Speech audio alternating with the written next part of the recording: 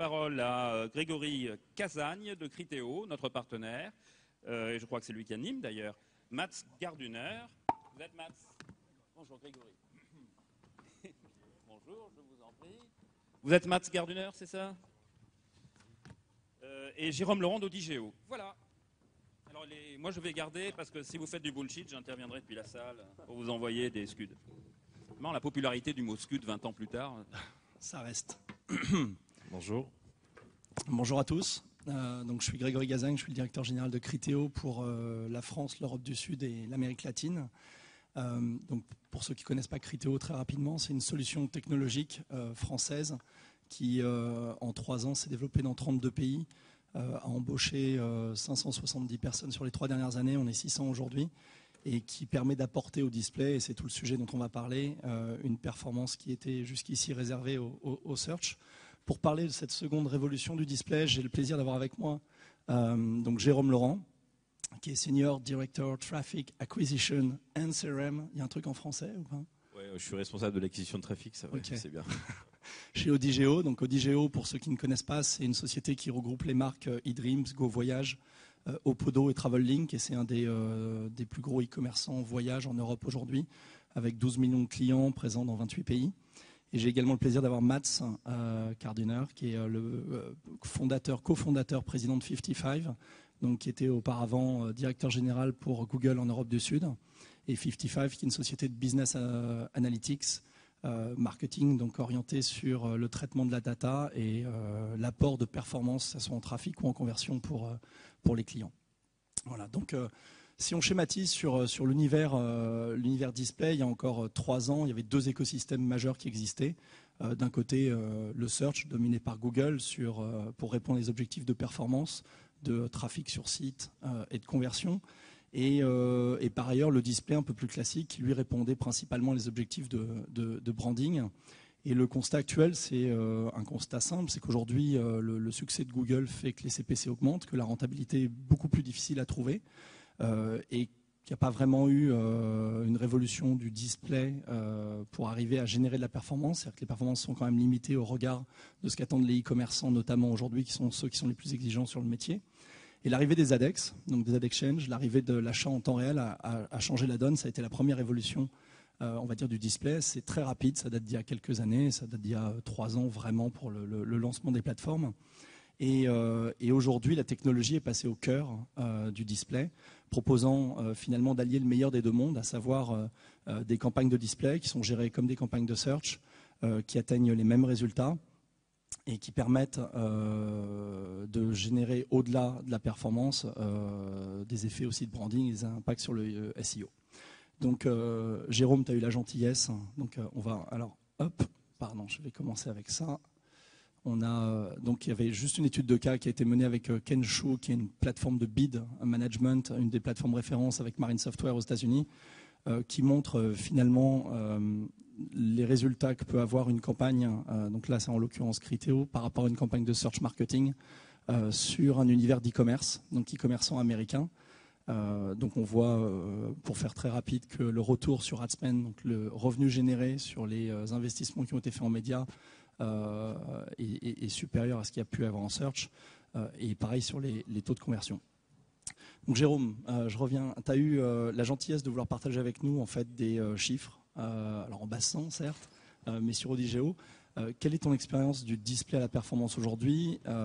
Comment ont évolué tes investissements au cours des 2 dernières années, on va dire, et qu'est-ce que tu vois comme évolution pour l'avenir? Alors juste un petit élément de contexte, Audigeo est un groupe très récent, on est né le 1er juillet l'année dernière, donc on n'a pas encore 1 an, et on est dans une phase de consolidation et d'harmonisation. Donc en fonction des marques du groupe, il y a différents historiques et différents mix marketing d'acquisition de trafic, différentes façons de le traquer et d'analyser les performances et d'attribuer les ventes, et il y a aussi différents produits. Alors sur le média à la perf, je vais parler d'une marque GoVoyage. GoVoyage a intégré en fait tout ce qui est média à la performance il y a à peu près 3 ans dans son mix marketing. Essentiellement sur un produit qui est non-core, donc Audigeo, 80% du volume d'affaires c'est le vol sec. On a intégré tout ce qui est display et média à la perf pour la vente d'un produit chez nous qui représente une faible part, mais qui est le package. On a fait ce choix-là parce qu'on avait un mix marketing qui était très très fort sur le wholesale et un mix marketing qui était différent sur le package. Donc les investissements qu'on a fait au niveau de Go Voyage sont allés crescendo. On a pu augmenter ces investissements parce qu'on a enrichi et on a utilisé la data pour pouvoir améliorer les performances. Aujourd'hui, tout ce qui est média à la perf, au niveau du groupe, ça représente à peu près 3% du budget marketing. C'est encore relativement faible. Certaines marques sont encore très concentrées sur la partie SIM et aussi comparateurs, parce que forcément sur le billet d'avion qui est une commodité, les comparateurs ont une part forte. Tout ça pour dire que le média à la performance, c'est un levier qui est quand même très intéressant pour un certain nombre de produits. Et qu'on arrive à avoir des performances accrues de façon assez significative quand on intègre de l'intelligence dans le pilotage du levier. Ce qu'on a fait par exemple sur Go Voyage, c'est d'intégrer en fait la segmentation de la base de données CRM à l'affichage et à l'achat et au display. Grosso modo, notre base de données, nos emailing il y a un pixel, ça pose un cookie, et donc quand vous ouvrez la newsletter, vous êtes clusterisé, et ce cookie-là, on l'utilise ensuite à l'affichage. Donc là, je vous montre deux graphiques. Le premier, c'est tous les KPI de base sur de l'achat média. En gris, c'est la moyenne non enrichie avec de la donnée, et en orange, c'est la moyenne enrichie avec de la donnée. Donc forcément, les volumes d'impression, quand c'est enrichi, sont beaucoup plus faibles parce qu'on est sur de la micro-segmentation. Il faut qu'on arrive à industrialiser. Les taux de conversion et les CTR sont multipliés le CTR est multiplié par 10 et du coup, le cost per booking est réduit. Donc dès qu'on arrive à faire de la micro-segmentation et de l'enrichissement, il y a un effet très très bénéfique. Le tout, c'est d'arriver à chercher du volume après et de réussir à industrialiser les schémas relationnels. Voilà. Ça c'est pour la partie média à la perf. On voit la même chose sur l'email. Aujourd'hui, on a en gris les performances moyennes de nos envois d'email sur une des marques et tout ce qui est retargeting par email qui est fait en fait c'est un email qui est envoyé dans l'abandon du tunnel d'achat. Là aussi, les taux de conversion explosent. Bon, par contre, le cost per booking dans les deux cas de l'email, c'est le même parce que l'envoi d'un email, ça coûte toujours la même chose. Voilà. Ok. Donc, la seconde révolution vraiment du display pour nous aujourd'hui, c'est l'intégration de la data dans tout ce qui est campagne de display. Il y a 3 opérations compliquées quand on traite la data. La première, c'est la collecte. La deuxième, c'est l'analyse. Et la troisième, c'est l'exploitation. Donc, il faut énormément de data. Pour vous donner une idée, chez Criteo, on collecte aujourd'hui 5 terabytes de data par jour incrémental.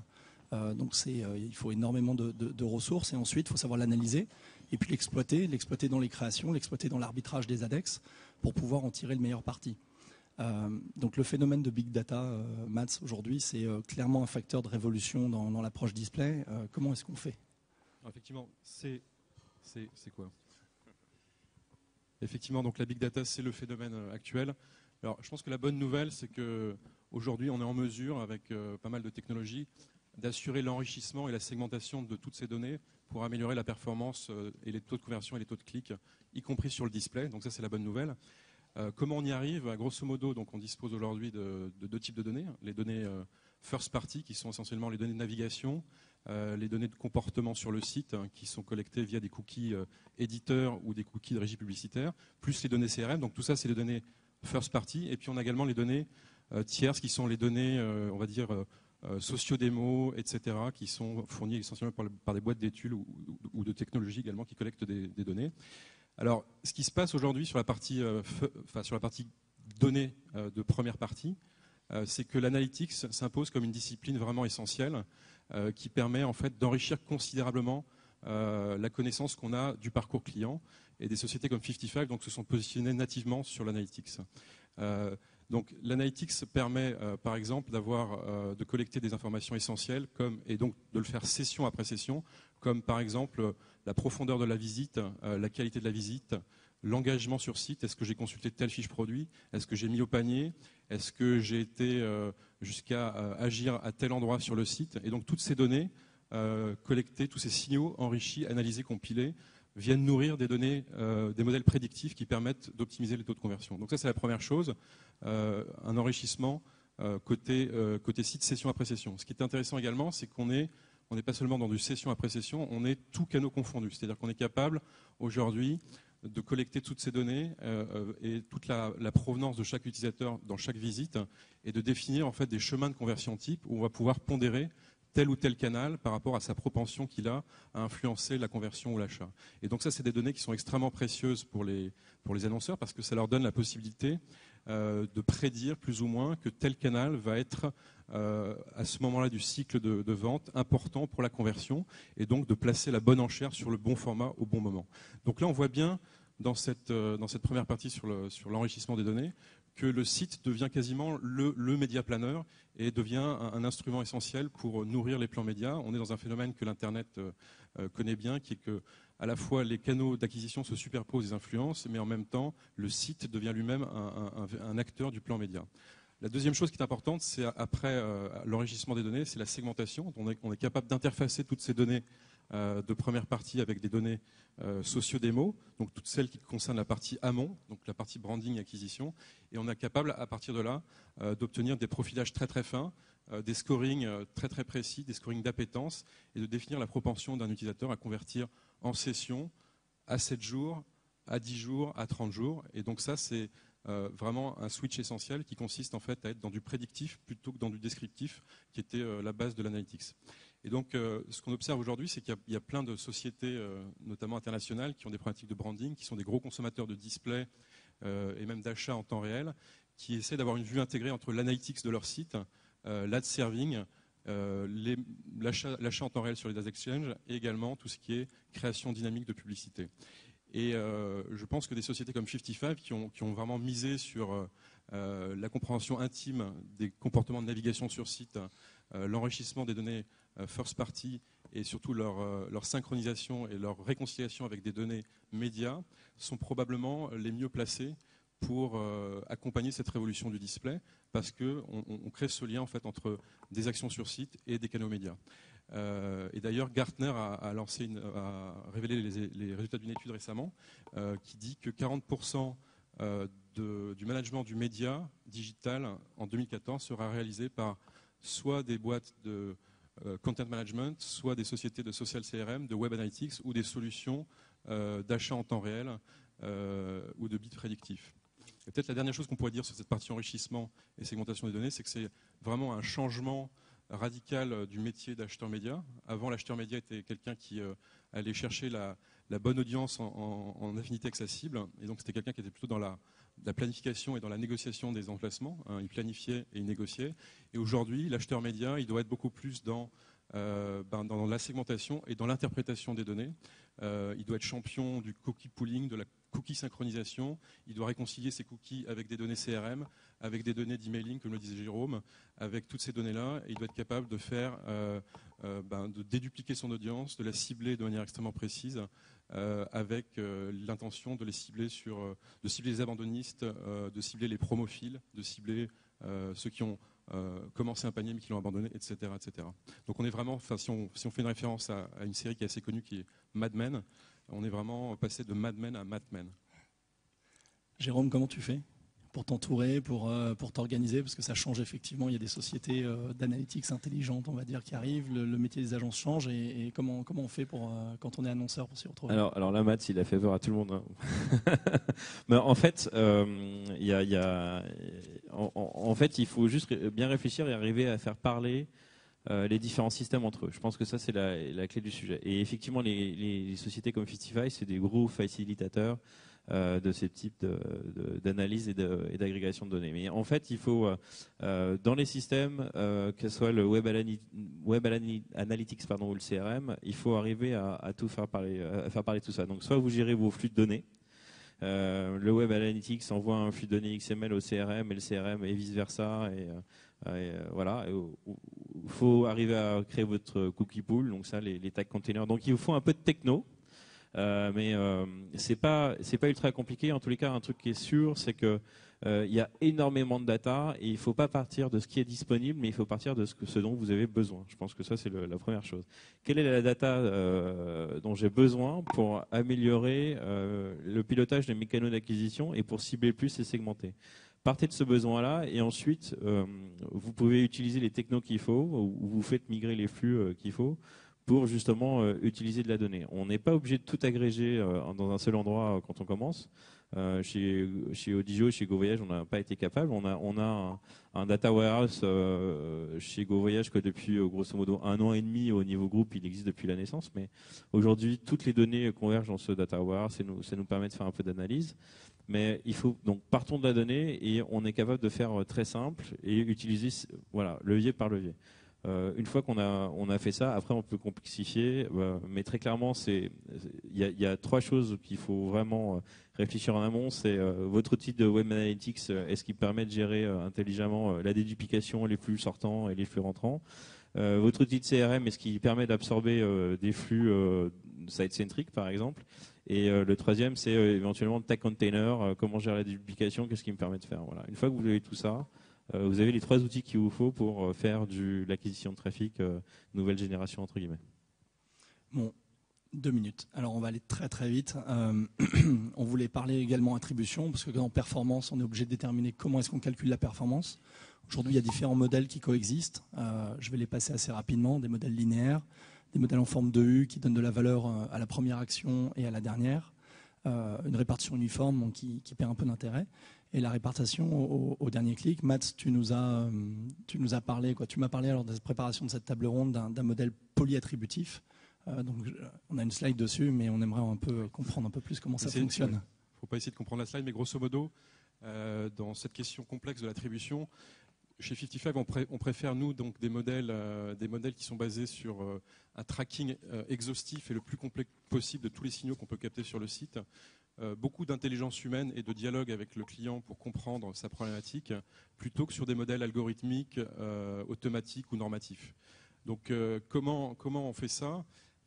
Essentiellement, la première action consiste en fait à être certain de traquer l'ensemble des canaux, les canaux gratuits comme les canaux payants. Donc on va traquer également le SEO, on va traquer l'accès direct, on va traquer les sites référents, ce qui est assez nouveau et que tous les outils d'ad serving ou de web analyse ne font pas nécessairement.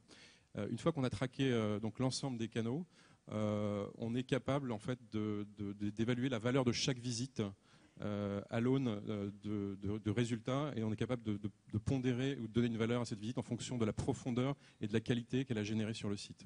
Ça, c'est la première chose. La deuxième chose qui est très importante, c'est de miser sur de l'intelligence et de la capacité analytique. Donc ça veut dire travailler avec des gens compétents, des gens qui sont diplômés, des statisticiens, des ingénieurs qui comprennent le brassage de données, et des outils qui sont performants, des outils comme Tableau Software, comme ClickView, comme R, qui permettent vraiment d'explorer les données, de les comprendre mieux. Et la troisième chose qui est importante après ça, c'est d'avoir des modèles qui sont ambitieux, qui sont adaptés à chaque client, qui vont par exemple comprendre si l'aspect marque est important, qui vont comprendre les fenêtres de conversion, et qui vont essayer de pondérer chaque visite en fonction de sa propension à générer une conversion, et qui vont permettre en fait de recalculer le ROI de chaque canal média, et donc à ce titre-là de permettre un achat média plus intelligent. Dernier point, donc la data finalement combinée, on voit qu'on arrive à mesurer l'engagement de l'internaute, son implication, ça se retrouve dans les créations qui sont elles-mêmes du coup personnalisées avec un message, une offre optimisée en temps réel et qui sont adaptées à chaque personne. Quelles sont les conséquences qu'on peut avoir chez toi, Jérôme, sur l'utilisation des créations? Est-ce qu'elles ont changé? De quelle manière? Alors, en fait, le gros enjeu, maintenant qu'on on injecte de la data, etc., qu'on a de la micro-segmentation, l'énorme enjeu, c'est d'industrialiser tout ça. Et donc, du coup, il faut trouver des solutions pour pouvoir faire autant de créations qu'on a de micro-segments ou qu'on a de schémas relationnels, même en achat d'espace média. C'est vrai que sur Criteo, ça nous simplifie vraiment la vie. parce que voilà, on a besoin de on n'a pas besoin de vraiment gérer. Néanmoins, on essaye pour améliorer les performances du levier, et il faut vraiment travailler sur la partie créa et intégrer de plus en plus de champs personnalisés. Et en fait, c'est la qualité de votre flux XML à un moment donné dont va dépendre la qualité de la créa. Donc il faut réussir à industrialiser. Il y a différentes solutions qui permettent de le faire. Et surtout, il faut clairement avoir des flux XML ou des extractions de flux XML qui vous permettent d'injecter des données pertinentes. Et donc ça, c'est vraiment une dépendance du marketing vers l'IT pour pouvoir améliorer tout ça. Voilà, mais c'est un des aspects critiques qui a changé. Hein. On n'est plus dans le media planning, mais on n'est plus non plus dans la création standard, et on ne cherche pas que le click rate. Voilà, pour conclure, je crois que c'est l'heure. Juste, je voulais préciser que ce qui est important finalement aujourd'hui, c'est pas tant le produit qu'on utilise, le canal, que ce soit du search ou du display. C'est l'approche user-centrique qui compte, à savoir suivre l'utilisateur et grâce à la technologie qui est disponible aujourd'hui, pouvoir lui proposer la bonne offre au bon moment, au bon endroit, etc. etc. Donc voilà, je tenais à remercier Matt et Jérôme pour avoir traité ce sujet en merci un à temps tous les trois, record. merci Grégory. Et la technologie, le marketing techno, on va en parler toute l'année, merci beaucoup. On parlera aussi de l'achat d'espace et c'est un sujet qui va nous tenir.